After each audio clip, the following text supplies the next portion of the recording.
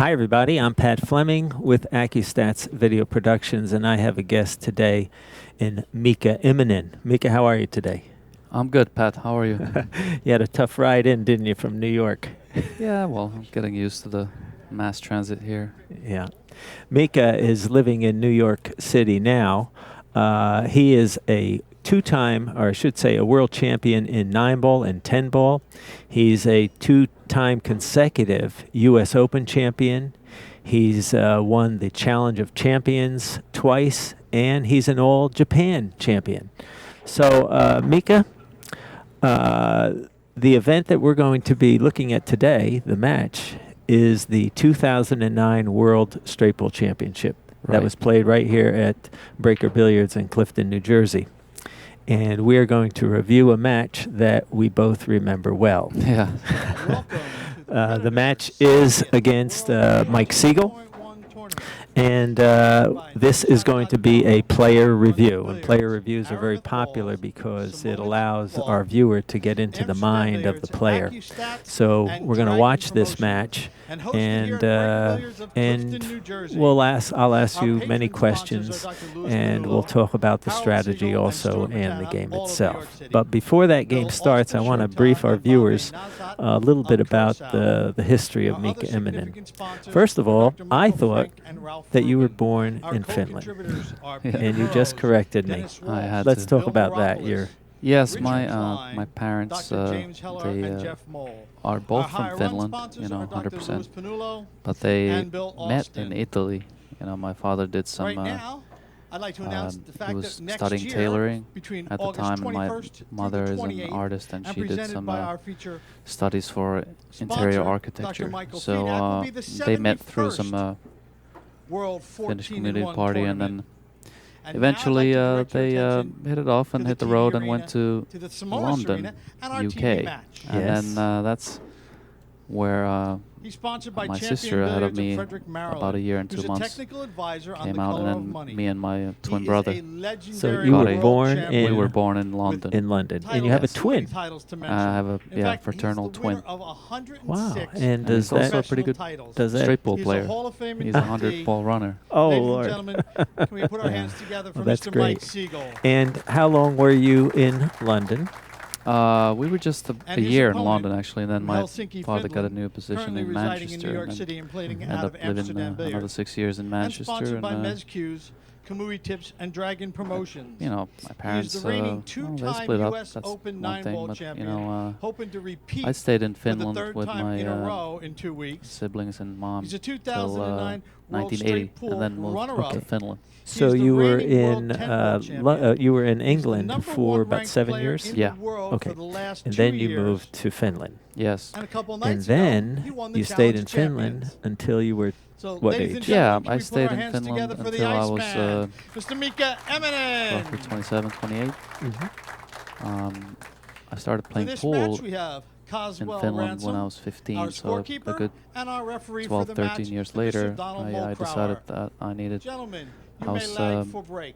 change. I needed a change of pace. I had been touring around Europe for many years, and I felt like I want to discover more. And I had visited America already several times, and I played some good matches, and I kind of liked the atmosphere and the attitude and the encouraging environment they have for any unique skill here. Mm-hmm. So then I thought, okay, I'm going to give it a shot. Okay, but what kind of games did you play in Finland when you played pool? It was kind of the pool tables. It was kind of a mix of different games, including snooker. I did a couple of years of snooker. So you're accustomed to tight pockets. Yeah, and long shots and tight pockets, and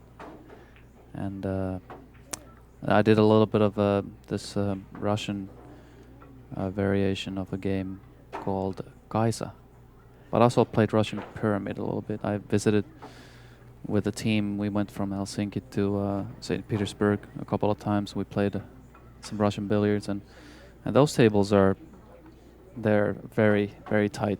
Like the pocket and the ball, the pocket's only about not even a quarter of an inch bigger than the ball itself. No way. Yeah, so sometimes you have to ram the ball in. You just like really force it through. Well, now I know how you've acquired that aggressive stroke yeah, on these tables. It definitely helped, you know, all around knowledge of the game, and then adapting to a new table, new situation, and being able to absorb what's going on with the environment. Because sometimes, even within the tournament, it might change a little bit, or if it starts raining outside, or if, you know, there's a big crowd watching the game, things change. Yes, absolutely. And you know what? You're studying the balls here. This is the beginning of the match with you and Mike Sigel. I'm studying the end of the rack, the last 5 balls. And why is that critical? They have to be tight. Otherwise, the break shot doesn't work. You know, if there's a gap, the corner ball that you want to get, like as we're looking at it, the one ball there is not going to travel far enough to take it back to the stack. I see. Now it got there, but then, well, I didn't hit it great because the 3 ball came out too far. Yeah. Or is that the? I'm going to mention to our viewers that this was a historic match because of what you've done, but also it seemed like a revenge match of some sorts. You may not have called it a revenge match, but Mike Sigel. For me, it was kind of I had a little score to settle. A score to settle, indeed. And yeah, he had just beaten me in this very tournament in the preliminary rounds. I think I ran 7 balls. I got ball skidded on me.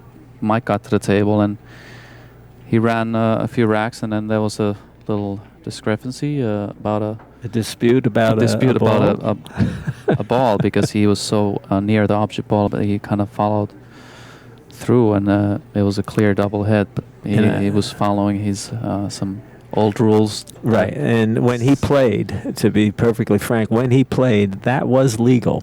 And that was his defense, that I've been playing this shot for 30 years, and this is the way I played it. But so here, as we know, it's not legal anymore. Yeah. But he's trying to either make his comeback or just enjoying coming back. I don't know. And here he's going for the shot, and it's not an easy shot. I mean, the shot itself could be relatively easy, but the position's not guaranteed, so he's probably going to have to hit it hard. He's going into the stack there. Yeah, he has to hit it. I remember he took a lot of time on this shot. Yeah. A lot of time.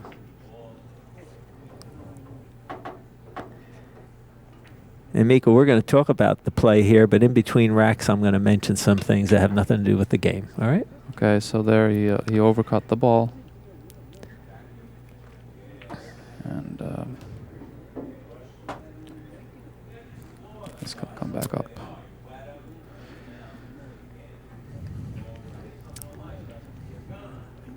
Okay, so now you're at the table. And, well, let's get another view here so we can see what you have.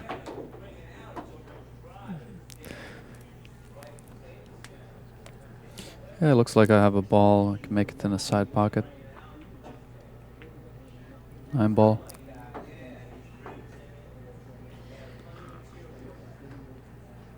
It's kind of a 50-50 corner side, but the side's closer, so makes it easier. And you hit that with some pace too. Yeah, you want to get out because, either on the 2 or the 7, the other balls don't really go. Typically, when you step up to the table or you open a rack, you're trying to identify problems so you can get rid of them. Is that true?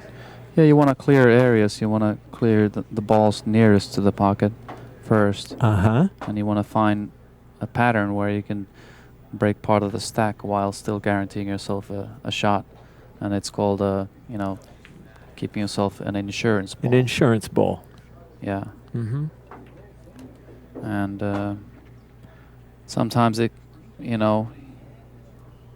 really have to be careful when you're going into the stack, because I very rarely take any chance that I'm just hoping to see a shot. I'm always, trying to be guaranteed on a ball.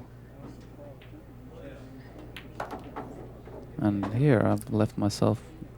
I mean, I think I tried to stun it a little bit more with a little bit more angle and get just push it ahead. 12, but now there's a little bit more angle than I wanted to. But on the other hand, you're guaranteed to open up the rack. Yes, indeed. And I hit it pretty good. Yeah. It didn't spread ideally because you have a row of balls there, and I don't have a great shot right now. Maybe the combo to the side or the long shot to the corner. And tell me you about... have to really bear down on these shots, yes. especially straight pull. You're playing so many shots that are close range, and right. then sometimes you get the long shot, and you feel a little bit awkward. You may be used to the longer shot in 9-ball, but when you get it in straight pull, it seems a little tougher because you've been playing a lot of easier shots. Exactly. Yeah. Yeah. And how about straight pull compared to 9-ball? Do you have a preference? I know you've done so well in 9-ball, but you play great straight pull. I love straight pull. It's I wish it was around a little bit more. Mm-hmm. I mean, it's a very traditional game. It's been around, since the beginning. I guess beginning of pool, and it was a very well respected game in the pre-war era. Well, when I was playing, and that was in the late 70s, early 80s, it was the game that determined things. Yeah. And then, of course, 9-ball took over, but straight pull was very popular. Yeah, it's a beautiful game. It can be a very cruel game too, because you might play a perfect break, and then there's a combination in the rack, and then the guy just starts running out. You feel like you didn't do anything wrong, but sometimes the roll of the ball. Well, but you have to stay mentally strong in straight pull, because at any given time you might get that chance. And at the same time, unlike 9-ball, even though technically a person can run out the set, in straight pull it's not uncommon where someone can run a lot of balls and control it where his opponent really has no chance. So there's a lot more. It would seem that there'd be more pressure at times in straight pull, because if you miss this shot, you might not shoot again. Yeah, definitely. Yeah, you really have to hold your nerve, hold your composure, keep a steady pace, and you have to respect every shot. You don't want to take any shot for granted or any position. So all right. While we have a minute in between racks, practice sessions. I want to bring up a couple of subjects. Practice. And do you practice a lot? And do you practice for what kind of length of time do you practice when you do? Well, it depends. It depends what's coming up. If it's I try to specifically focus on the discipline coming up. Do you try and play every day? If it's 9-ball tournament, I'll practice 9-ball and practice the 9-ball break. And although even any rotation game would be good. And if it's a straight ball tournament, you have to get into a different mindset. So you prefer playing straight ball because the patterns are so different. Even I'd say maybe it could even be a little bit of a different stroke. That you're playing so many little push shots in straight ball, just kind of gentle. There's not a whole lot of big stroke shots. Right. So here I've got a couple of good. You have an opportunity to break these balls up and with a nice insurance ball. Yeah. Guaranteed shot. I can just cut the one, but I'd probably wanted to get a little bit less angle so I could push the, into the. Okay, you're shooting the other ball now. Yeah. Well, that was risky. That was actually a rare. I don't know why I did that. I normally wouldn't. You agree it was risky, I don't know, right? That's what you should not do. And then I was fortunate to get this ball, a long shot in the corner, and I almost missed it. Whoa. Wow.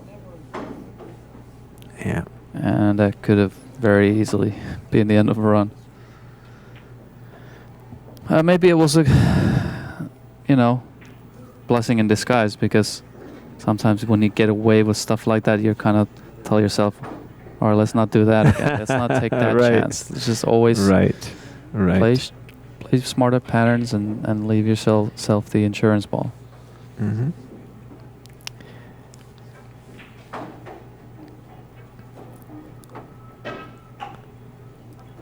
It's a little bit clustered down there. I probably don't want to shoot the one yet, because it'd be, if in a different angle, it's an opportunity to break those balls. Those up.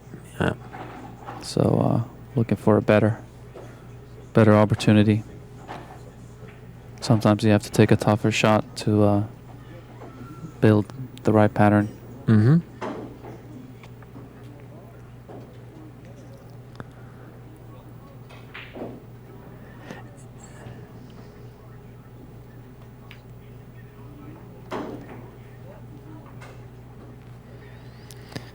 And so you're thinking about those problem balls as we speak. Yeah. You now know, what I am I can probably going to do? come down in between the balls. There you go. Very nice. Bounce there, and now it's a good angle. Right, and you have some insurance balls, and yeah, maybe even some of the balls you move will be makeable. Yeah. Open up that one. Very nice. It's a good area. Like now I know you mentioned, when you play 9-ball, it's a different kind of stroke, and you hit balls softer and punching and nudging balls around in straight pull. But when the time comes, you do have an aggressive straight pull stroke, like break shots or long shots that you bring that 9-ball stroke out. Yeah, I want to play. I want to play a confident and fearless game. And it's also it's good to show. It's kind of a, you're sending a message to your opponent that, hey, you got some arsenal here. Right. It's typical, it happens in any game really, but you never you don't want to show any weakness. Now when you're on a run, now I know you're only on a 24-ball run right now or so, 25-ball run. Does that play with your mind? Does that play with your mind during runs, like when you're at 70 or 80? Does it make you? Do you feel better, like you're more confident, or does it matter, or doesn't play a role? Sometimes when you feel like you on a good run, you've hit several racks already. You kind of fall into a zone. You get this kind of a timeless feeling where you're just doing your thing. You're doing the art. It's like the zen of straight ball, or it could happen in 9-ball as well, especially if it's winner breaks. All right, while we're in between racks, I want to ask you another question. How about a fitness discipline that you have? Do you work out? Do you exercise? Is it important to pool? Yeah, I've been working out ever since I was a little kid. I was always doing some kind of sports, played ice hockey, football, or you call it soccer here. Yes. And basketball. And then later on, when pool came around, I was, got a little bit lazy for a moment. But then before I was 20, I was thinking, you know what? I better stay in good shape, because it helps my mental game. So I started working out. I was actually running a lot. I did a lot of long distance. Oh. And actually, then in '98, I decided to go for a marathon. And how many miles is a marathon? It's 26.2. Wow. So I ran a full marathon just under 4 hours, which is, pretty good. It's running the whole time. It's not jogging. Wow. That is impressive. Yeah. That is impressive. But it helped my game, really. It was like, if I can do that, and I coached myself to do it. I, pushed all those hours on the road. Just like mentally, you have to be strong to stay there and keep, demanding like better results and better finish times, or longer runs and so forth. And it kind of I incorporate that discipline into my game, my pool game. So still today, you have an exercise regimen that you follow? Yeah, I work out regularly. Okay, great. I go to the gym, sometimes still running, and I do yoga, which is a very beneficial, because there's no impact on the joints, and you get flexible, you stay agile, and you feel strong. So it's definitely helped me. And I don't think without the I hit the what happened there. I think I was trying to draw a little bit more off the impact. I had a good angle, but then not much happened to the cue ball. So I'm gonna have to shoot maybe another shot to that corner that I almost missed earlier. I think that's the only shot, really. I don't see any.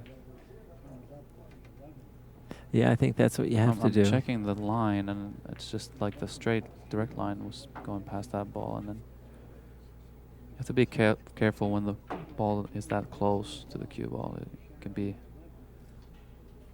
kind of difficult to judge. See how I wanted to still keep the 4 ball there as a break ball? I didn't want to hit it too hard, so. Okay, but now, well, you've got the, I guess it's the 11 or 15, I'm not sure what it is, up table. 11's fine. And I get rid of these 2 balls in the rack area. As I was saying earlier, without my yoga practice, I probably wouldn't have won my second U.S. Open in a row. No kidding. Because I was doing a lot of it then, and I felt super strong there, and just to win 14 matches in a row in the loser bracket. Big time. I don't think it's ever been done before in the U.S. Open. Yeah, I was there. It was incredible. It was incredible. So you attribute yoga to help you out a bit there. See, I nudged the 4 again. I put it back where it was earlier, because it's now it's closer to the rack, and you can really gauge the exact point where it's gonna hit the stack. So you definitely. I never take a chance when I'm doing a break shot. I'm always seeing where the cue ball's going, and then I have to determine the action on the cue ball. Okay, let me ask you this. Shot. Do different opponents determine how aggressive you play? I imagine if someone's very weak, you might take liberties. But let's talk about, pros that are capable of winning. Do you treat some differently than others, or do you keep your mind in your... Maybe not in straight ball so much. I try to play my game, whatever it is, regardless of who I'm playing. Because the moment you start thinking arrogant, you're gonna miss the ball. That's how straight ball is. Or if you're like rushing the shots, you're gonna miss. All right, here's an ideal break shot, and you broke them well. Good. The cue ball went well a little bit too far towards the back rail, further than I would prefer. But it shouldn't present any like great risk here. The 6 ball was a pretty big pocket because the other ball was right next to it. So I was aiming at the point. Did you notice, now you played on several tables here, this table is shimmed not much, but just slightly different than the others. But the heat of the table makes it play easier. And that's why we tightened it up just a little bit. Yeah, it played fairly.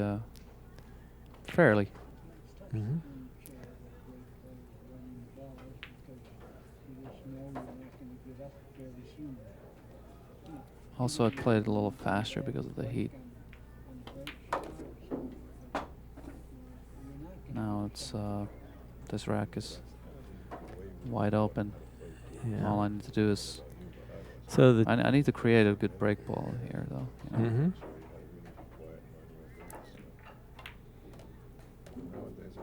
Looks like I've had something in mind. I could probably follow the 15 ball and nudge the 10. if that is the 10, or do it later.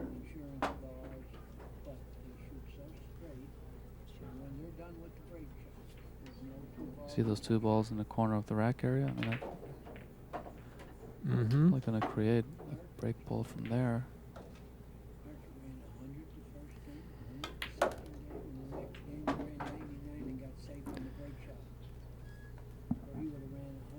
I pulled it for back for the right-handed 5. players, you want to be on this side where I'm right now. Mm-hmm. The cue ball, you know, you have a break ball on that side, so you can really get close to the object ball. So maybe the from 2 or side of the 3, table. the 2 ball might be your break shot.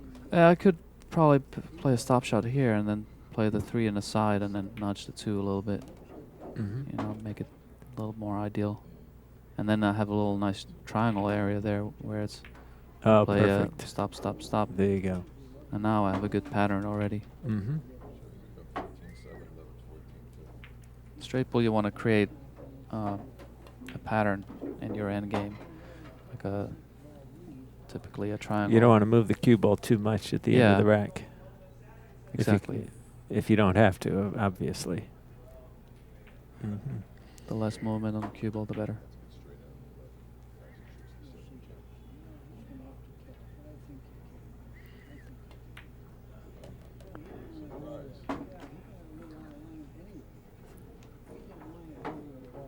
I guess I had a little bit more angle than I wanted to. Now I have to go on the other side, but it's still pretty good. I'm just gonna bounce off the side rail and make the 11 in the side. It's a very natural shot. I'll just stop.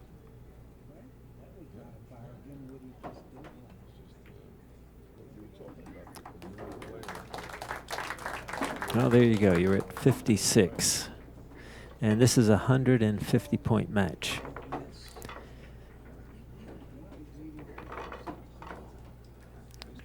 And at what point, or maybe you don't, at what point do you think, you know, maybe my opponent's not going to shoot this rack, this match? Well, I try not to think about it too much. I'm sure. Eventually it'll enter your mind as you get closer. Yeah, I mean, you know, after 100 maybe it starts like lingering. Okay, the ball's broke very well. Yeah, this is good.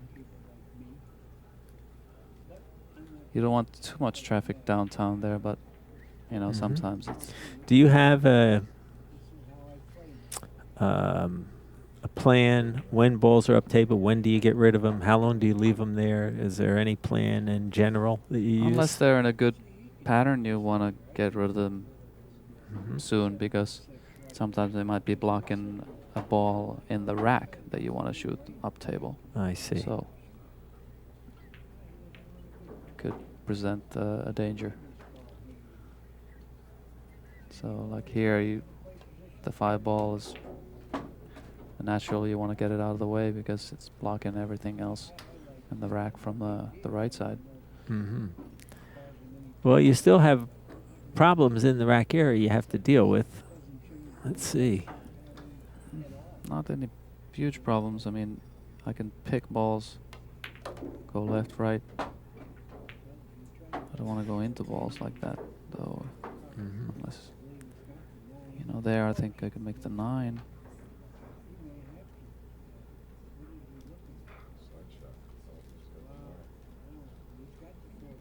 Or I could cut this ball and have a pretty. Go into the 3. It could go between the stripe and the 3. Is it 13? Mm-hmm. And then knock the 4, but maybe it's not ideal. It could be a little risky. That's why I'm doing something else. I took a tougher shot to avoid the risk.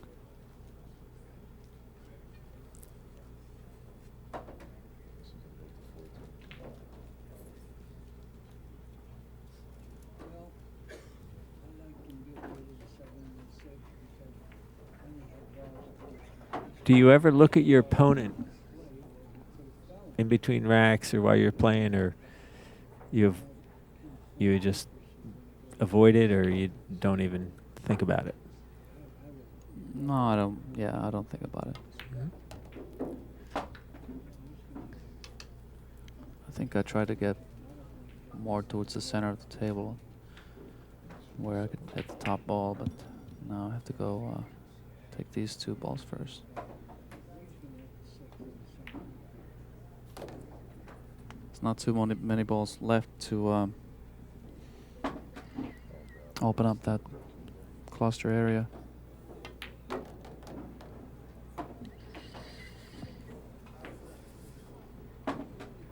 Now I'm in the center.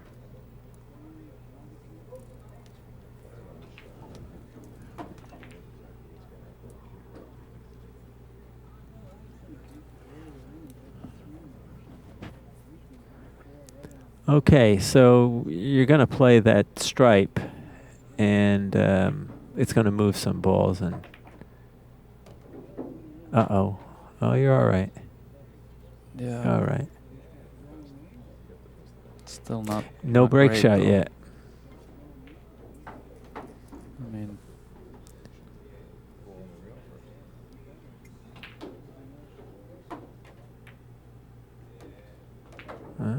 That's possible. that worked out pretty good. I mean, the 3 is not ideal, but still Right. pretty good. It's better than the other 4. Yeah. Taking a left-handed shot there. Maybe you'll bump out that 4. Let's see. Yeah, I'm not too worried about that break ball there because I like playing straight ball where you don't necessarily hit the stack that hard. If I can loosen up a couple of balls and start building up again a good break with an insurance ball, then it's better than trying to slam the rack open. Looks like I landed a little short on the shot. I want it to be straight so I could draw back and leave an angle. Now I have to make the 4 in the corner and leave myself an angle the other way so I can come around the 3 Right. through the backside. Right. But that's also a natural pattern. Yes. Nothing to worry about really.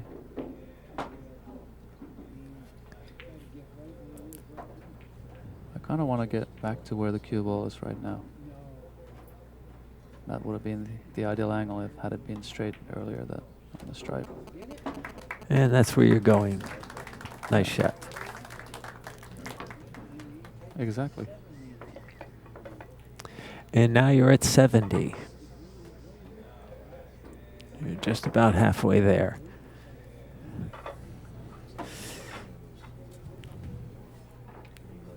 And all of our viewers know what you do this session. That's why they have this video. Okay, yeah. So it's obvious there's no secret. I'm running. Mike Sigel. I wasn't sure earlier. Am I supposed to Oh, no. reveal? But Mike Sigel, when it was over. See this break? Yes. Could have been scary.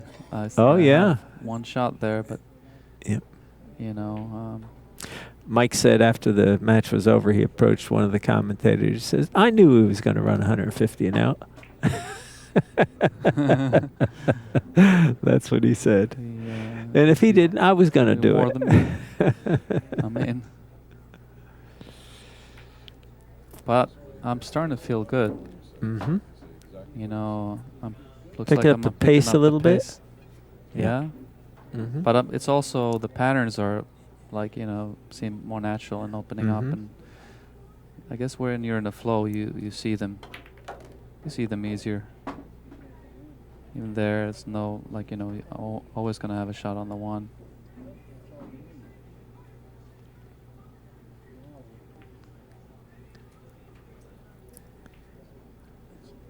Do you play other games besides, or I know you play all games, but how about 8-ball? Do you enjoy 8-ball? I know you played like in an 8-ball too. ACCUSTATS 8-ball tournament 10 years ago. I actually like 8-ball. It's some of the patterns are actually similar to straight ball. Mm-hmm. So any of the viewers that are 8-ball enthusiasts, they should actually pick up straight ball or practice more because it helps your game. Okay, how about one Look at pocket? that shot. That was like a really horrible shot. How about one pocket? Yeah, I enjoy it. You know. Do you spend much actually, time with one pocket? No. No. Okay. But it's fun. Fun to sometimes practice running out in just one of the corners. And you're in a little tough spot here. Yeah. It looks like I have the 14 ball, but even then you have to be careful not to hit the 4 because it could be a scratch. And then what's next? You know, you might have to like. Oh, you played the 4. Oh, I played the 2. Or the 2. I back cut the 2 in the corner and then left myself in a shot uptown. Or is that downtown? That's uptown. Okay, uptown. I think I mistakenly said downtown earlier.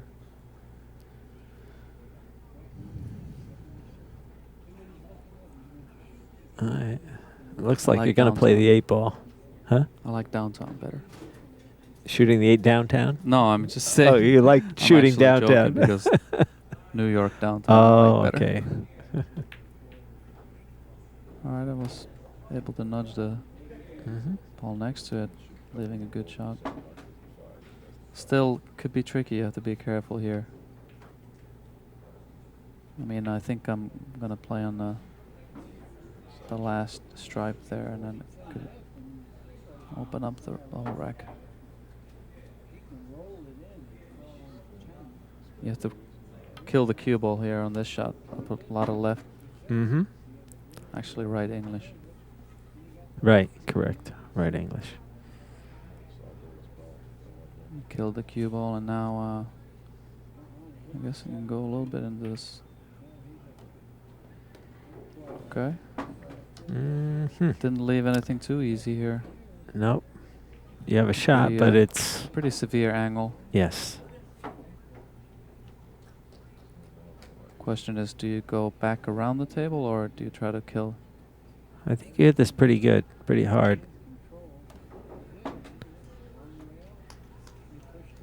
That was the most easiest way to make the ball, and I had a pretty safe, natural path with the cue ball, so no scratch, and a good angle on this ball.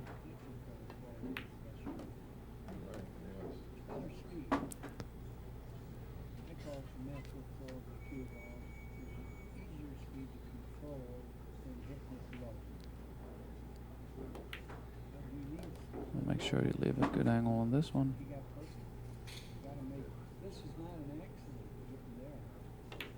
That was very nice. 84 is the number.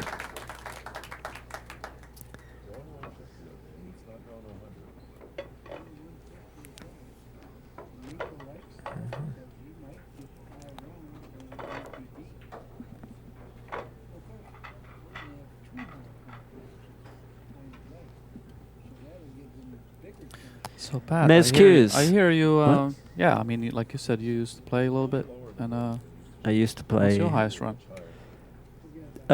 209. 209. That's great. I was a straight pool player, and I did that when I was in my early 20s. Yeah. And it's a great run. So you know the game. Oh yes, yes. Do you enjoy watching straight pool more than the other games? Yes. Since, you know, yes. originally you're a straight pool player. That's good. Be careful here, you know. Wow. Came out. The ball that came out went back into the stack, left me only one shot here. Now you have some sponsor logos on your jacket. Mezcues, I saw. Yeah, Mezcues is my main sponsor. I've been with them 7 years already, and oh wow, great. I could say that they've helped me a great deal in my career. Not only because it's a great equipment, but it's also we have a good relationship. And you know, I like being part of the development and of the technology. And although they've been around for 50 years already making cues, so they know what they're doing. But They always and ask my where they opinion. stationed? Where's their? They're based in Japan. It's the whole queue is made entirely on one premise, Uh-huh. and that's where the quality is really second to none. I mean, it's quality control and the integrity with the manufacturing and craftsmanship is there.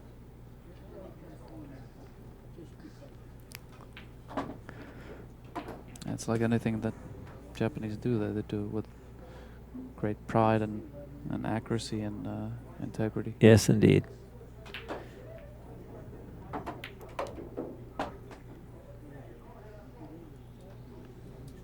You know, some straight pool players actually don't mind shooting the tables. I mean, shooting the balls downtown. If you see like a good pattern, sometimes it opens up the whole rack. So it's, even though they are tougher shots, sometimes I You're do talking play about position for them because shooting towards the head of the table? at the head of the table. Yep. Mm-hmm. In the beginning of the rack, you know, when there's not too many options, sometimes it could open up the whole rack, you know, being Well, that I there's a key remember break ball down. countless times when my cue ball is in the rack area, I look for balls up table in the side, just trying to You clear look them like- out. Yeah, you poke into one ball yeah. that you know that it's going to be a dead lineup shot. Yeah. Down That's to a the nice far place end. to be. Yeah, it's a good place to be in the middle there. Yep. You can stay there.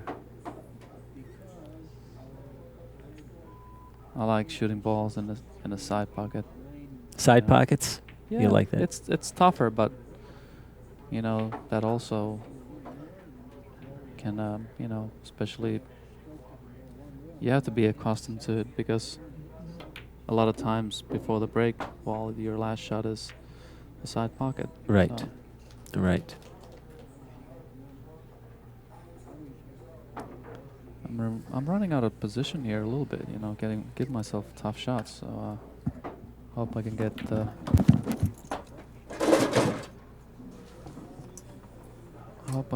better in line.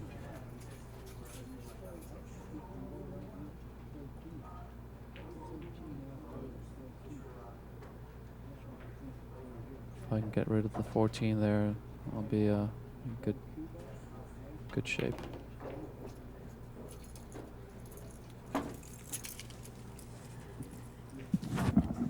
Looks like yeah, the 14 will be the break ball. Makes sense now. I think so. I think so. Now the 8, nice. Is that 7 or 4? I think it's the 7. The 8 and the 9 and then the 7.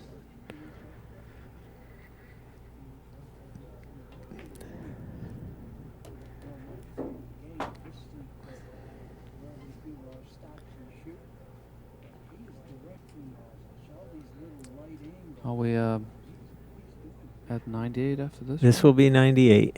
Yep. Hit that ball kind of bad, actually. There's Mike. Mike is trying to look at the score. What's going on here? Look at that. Nice. That with a lot of inside. Yeah. Mm-hmm. Held the angle nice and stay closer to the break ball. And you can hit the ball a little harder if you hit it with inside. I had to hit a little bit stunned not to touch the 14, but then the reverse kind of equalized the opportunity for well the done. position.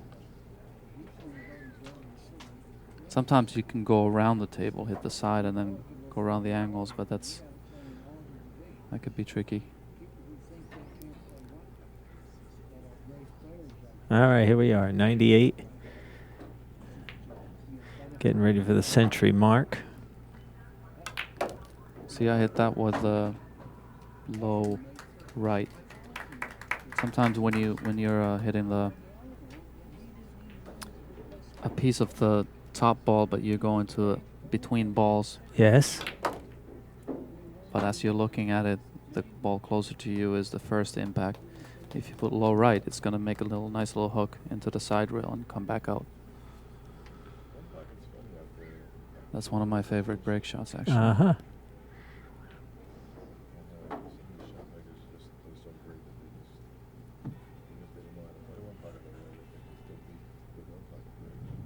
Are there many straight pool tournaments other than? Well, I know the Derby City Classic has their straight pool event. Yeah, there's well, there's been this Derby City Classic has that. You know, they have the preliminaries where you have to just run balls, and if you get into the top 8, you'll be in the quarterfinals. Excuse me.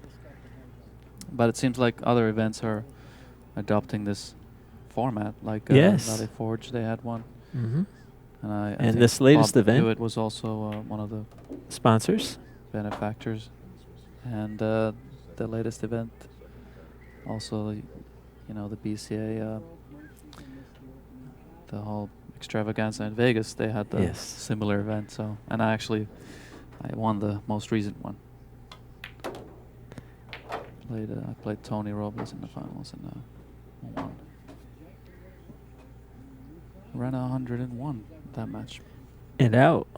Well, yeah. No? I think so. And out? I think that's what I read. I'm not sure if it was, I don't think it was 101 and out. I think it was 101. And I was like maybe less than 10 balls shy of the 150, but then eventually ran it. And I think I had a 91, and I think I had a 91 or 93 and out in the previous match. Oh, wow. With Danny Harriman. So I was a good, putting on a good average. I actually used to practice straight pool, just doing 10 innings and counting the average, just counting my score. Yes. And then not allowing that would be my practice for the straight pool for the day. So you would set up a break shot 10 times? No, I would start running the balls. Right. Just play offensive straight pool and then just do as many as you can. And when you miss, just continue. Keep going from there. Oh, so you might have no shot after the miss. Yeah. Oh, wow. That'll and bring your average down. Yeah, it would. And then it made me fight hard because I wanted to keep on keeping a good run and keeping a good average. Oh, that's pretty. I think one of my best average, like close to 700. 700? 10 innings. Wow, that's remarkable. But it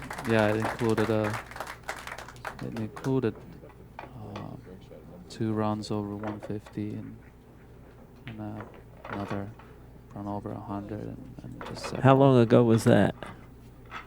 That was I was still living in Finland at the time, so it was before 2000. Wow. Okay. Now, how did you rate in Finland against other players at that time? You were in your late 20s. Was there anybody competitive with you? Yeah, there was a few guys could really shoot competitive. Oh, watch the cue ball here. Oh, I was wow. kind of lucky to catch the point there. Yes. Because otherwise I would have been. Well, you would have had a long one. I would have had a long one, but this is way better. I was pretty. I started dominating when I was around 20, but there was a lot of good players and good active young players in Finland, but none of them really did the whole professional thing. But how about now? Any from Finland or a few? Mika Lehtimäki was one guy who I used to travel with on the European tour. But he kind of disappeared from the pool scene, and then Marko Lohtander was and still is one of the best players in Finland. And he played some European events, and he's been to the States as well. He played he actually won one of the Jaws tours. And what's his name? Marko Lohtander. Okay. Lohtander. I think he beat Alcano in the finals. He came here. Good and player. Came and saw and conquered. Good play. But yeah, and then there's Marcus Juva now, who's been my partner in the World Cup, the doubles event. Played that several years in a row, and he's won some European Tour events. And those are tough to win. All right, you're approaching 125. Of course, the game's Yeah, 150. now we're getting close to the. You've got a break shot, and you've got a couple of balls together, but it appears you've got an easy way to get to them. I could probably play to the side rail and then leave. I guess I don't really.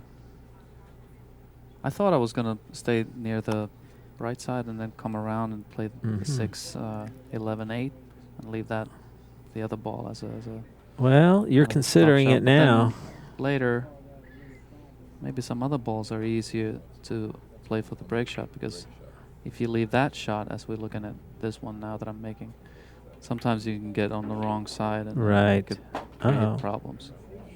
And now I was trying to come down for the 11 to get it out, get the pattern worked out, but I think it was a little bit short. So you're going to have to shoot that 1. You have to be careful with this and one. Slide over. The stun over? Oh, no. You had to watch your speed there, didn't you? Yeah. I mean, anything but behind. You know, even in front of it's better. I'd rather be. It ended up all right. But you had to wait till the last 2 balls to get rid of that problem. Yeah. Wow.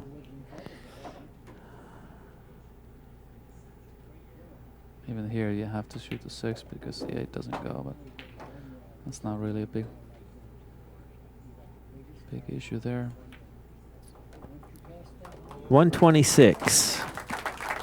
No, at least I've had a good look at the break ball every time, so. Indeed. Yeah. Yeah, you haven't had any forced exotic break shots where you had to create, you know, a 3-rail shot just to hit the rack or something, or any severe cut. Yeah, they were all decent break shots. All of them. I like this type of break shots. Some players prefer to stay, go behind the rack, but I don't know. I think there's. This I agree is the preferred break shot.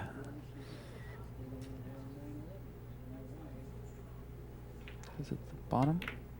Ooh. I put a little bit top left there, and just nudged a couple of balls, and then it actually it's a surprisingly effective break.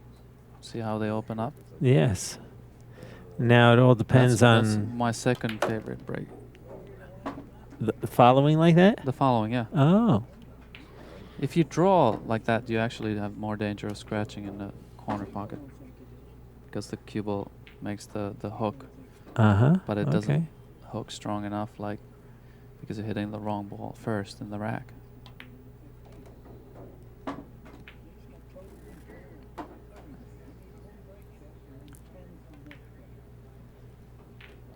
It works when you hit the first impact as a small impact. The follow shot works. I really started to pick up the pace here. Yes, you did.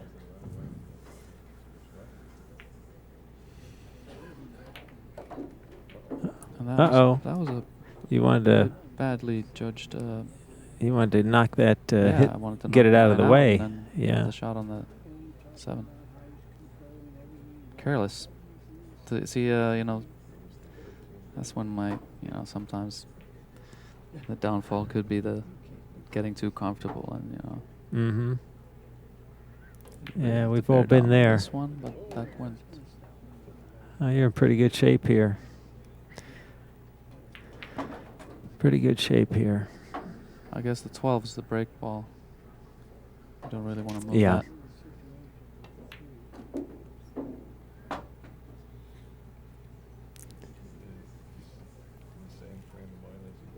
You want to get the 7 ball out of there. I don't want to leave that too late.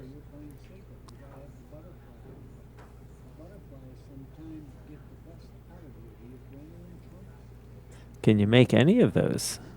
Do you remember? Yeah, Oh, yeah, you can. Corner.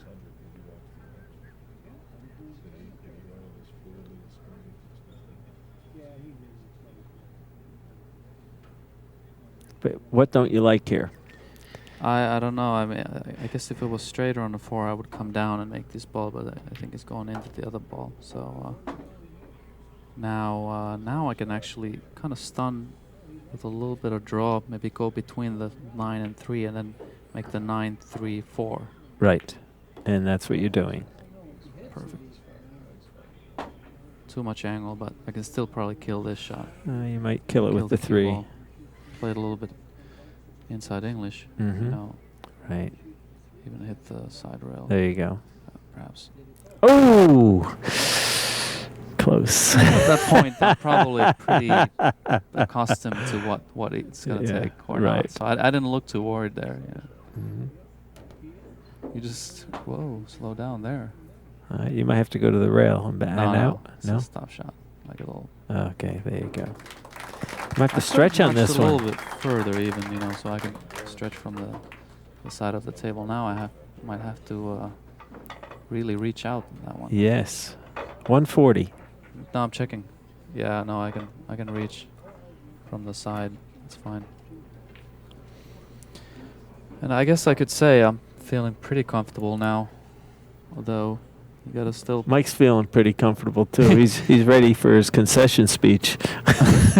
You gotta really. I gotta buckle up here, though. You know. Look, he's talking to somebody. He's probably trying to get into my head here. But I'm already prepared for that.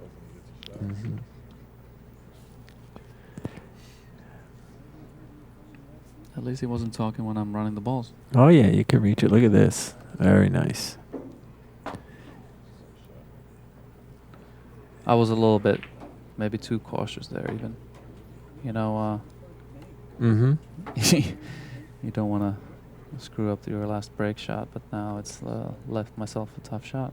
Can you see the 1, do you think? I don't think I have to take the 4 on the side. And that's not an easy shot. Right. At this point, you know.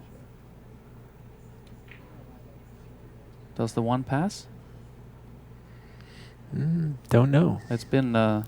Quite a few months. You know, since this is not uncommon with player reviews. I had to go to Dallas, Texas to do one with Dick Lane years ago. But it makes it more interesting. If it was just yesterday, I might have a different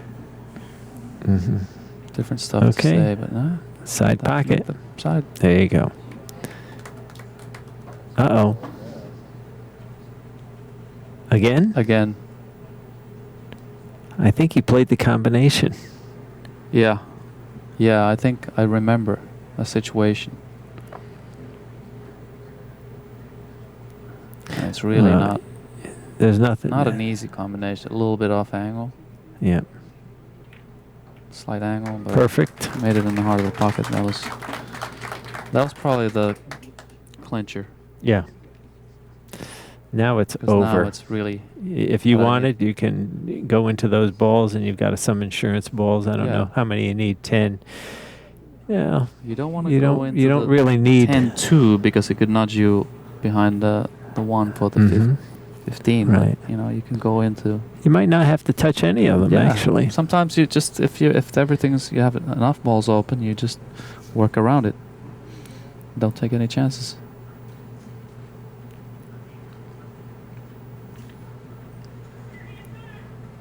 I guess. I think that's what you're going to do. You're going to pick them off. No risk.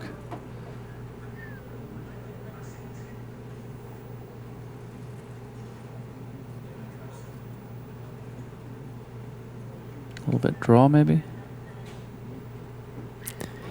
And in straight pool, it's foul on all balls, isn't it? Play the 1, and then come around, play the 3, 5, 15.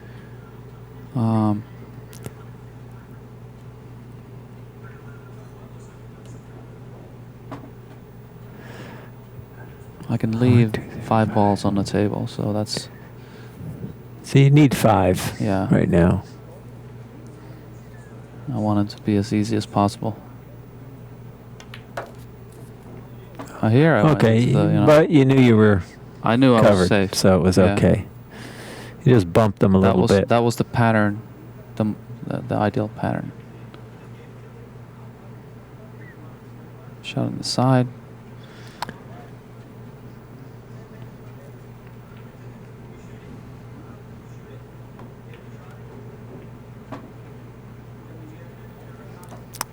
Need 3. It's over now. It's 1-8-3, right? Right. It's over. Everybody knows it. And now you know it. And he knows Michael it. loves it. It was a good grudge match there because, you know, Michael ran 100 and out on me, and then I come back and Oh, yeah. 50 and out. It was a very memorable match. Everybody talked about it for a long time, about the grudge match and how you took care of it. And congratulations. Wow. Come on, ladies and gentlemen, that deserves a standing ovation. You were happy, weren't you? That's our high run for the event so far. Mr. Mika Immonen with 150. Well, there was a lot of people out. happy for you also. Look at that. Yes, sir. It was a great day. Great day. Well, Mika, today was a great day too. Awesome. I know it was. He's been around straight pool. Yes, he's been around straight pool forever. Yeah, I want to thank my sponsors again. Yes, please do. ACCUs, OTA Enterprises, Kamui, Tips and Chalk, and Cafe Poro, and Management Dragon Promotions. Well, great. And this is going to be cherished by a lot of people. And I appreciate you coming in from New York today. I know it was very difficult for you, but I'm going to take you home. Don't worry about it. Man. Thank you. Thank you, Pat. Okay, thanks, thanks Accu-Stats for covering a lot of world-class events. No, we love to do it. Ladies and so, gentlemen, on behalf of we Mika still Immonen, have I'm 2 Pat matches Fleming, going on out on and the we floor. thank you for joining us, So please be and respectful. we'll see you we next still time. have 2 Bye-bye. matches Thank you, Pat. playing out on the floor. Thank you. But anyway, folks, we got other good playing. Got other good playing coming, so don't go away from your set. That was a perfect 150. Wow. Danny, it's been a pleasure. Yeah, pleasure here. You didn't have much to do. We just had to watch him and Well, count the balls. that was the most enjoyable match I've seen in years. It was. I'm glad you liked it. So we're going to say good night now till the next match. Which All right. will Good night.